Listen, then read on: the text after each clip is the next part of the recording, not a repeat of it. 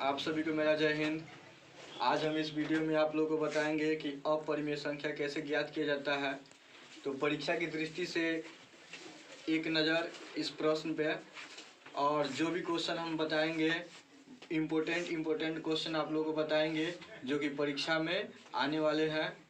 और आज हम इस क्वेश्चन का सॉल्यूशन करेंगे क्योंकि ये परीक्षा की दृष्टि से उपयुक्त है और ये सबसे इम्पोर्टेंट क्वेश्चन है। पिछली बार भी क्वेश्चन ये एग्ज़ाम में आया है और इसलिए हम उम्मीद करते हैं कि इस बार भी ये क्वेश्चन आएगा। तो आपका क्वेश्चन है कि सिद्ध कीजिए कि 3 + 2√5 एक अपरिमेय संख्या है। तो सबसे पहले हम आप लोगों को बताएंगे कि परिमेय संख्या है क्या। तो परिमेय संख्या वो होता है जो p/q यानी अंश और हर के रूप में होता है, रूट के अंदर नहीं रहता है, वो परिमेय संख्या होती है। और यहाँ पे 5 रूट के अंदर छिपा हुआ है, इसलिए यह अपरिमेय संख्या है। तो अपरिमेय संख्या, लेकिन हमें इसे बताना है, ये प्रूफ करके दिखाना है कि यह अपरिमेय संख्या है। तो सबसे पहले आप लोग मेरे चैनल को सब्सक्राइब कर लीजिएगा और बेल बटन को दबा दीजिएगा ताकि नए अपडेट आपके पास पहुंचता रहे, और मेरे वीडियो को लाइक ज़रूर कीजिएगा। तो आते हैं प्रश्न की ओर। सबसे पहले यहाँ पे हम लिखेंगे, इसका सॉल्यूशन जब करेंगे तो सबसे पहले लिखेंगे कि माना कि 3 + 2√5 एक परिमेय संख्या है। इसको मान लिया जाएगा क्योंकि जहाँ तक हम देखते हैं, साइंस हो या मैथ, साइंस हो या मैथ, पूरा माना कि इसी पे पूरा टिका हुआ है। मान लीजिए, तो मानने में क्या जाता है, माना कि 3 + 2√5 एक परिमेय संख्या है। हमें प्रूफ करना है कि अपरिमेय है, लेकिन मान लीजिए कि ये परिमेय संख्या है। तो जब यह परिमेय संख्या है तो परिमेय संख्या हमारा किस तरह हो सकता है, इसलिए 3 + 2√5 बराबर p/q के रूप में हो सकता है। यहाँ तो कोई दिक्कत नहीं है क्योंकि p/q पूर्णांक है और यह परिमेय संख्या है।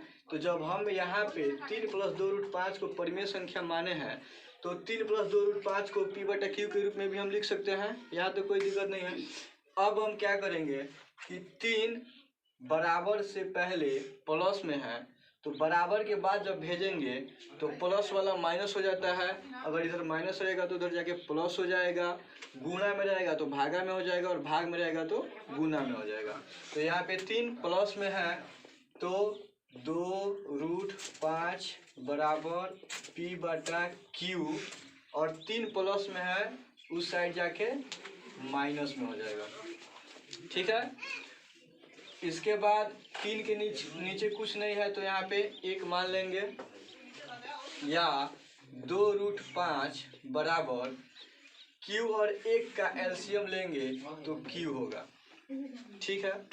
उसके बाद करते क्या है कि इसके हर से इस एलसीएम में भाग दिया जाता है, और जितनी बार में यह संख्या डिवाइड होती है उतनी बार से इसके अंश में गुना किया जाता है।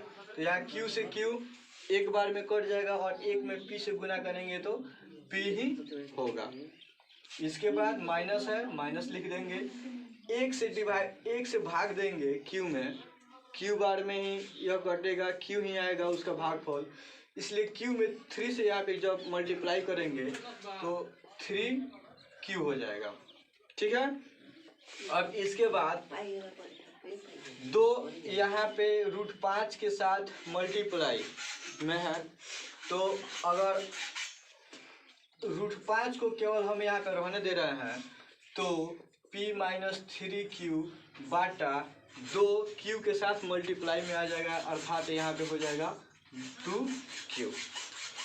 अब यहाँ पे लिखेंगे कि p या q या 2q या फिर 3q एक पूर्णांक संख्या है।